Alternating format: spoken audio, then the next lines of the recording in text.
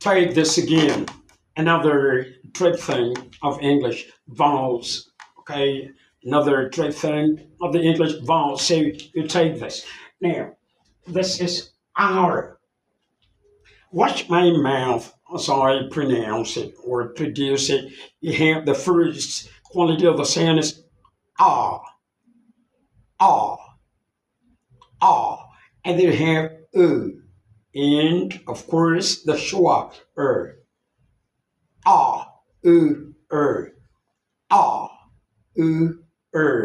ah, r. Remember, the two lips mustn't come together so as to produce the approximant no.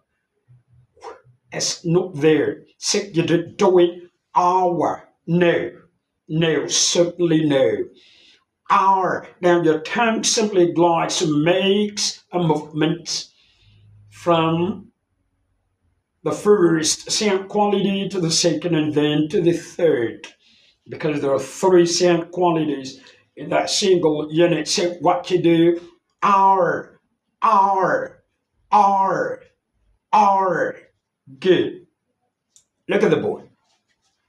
So we have here with the little patterns, O-U-R, give you that sound. O-U-R in R, R. Look at the sound here, R.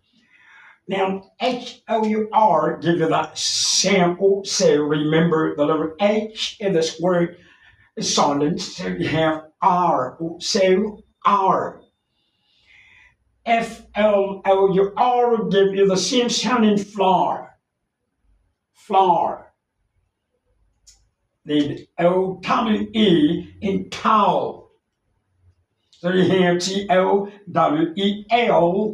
in towel. That's how it is pronounced. So you don't pronounce the approximant, the bilabial approximant. No, it is not. So you have towel. Also, with T-O-W-E-R,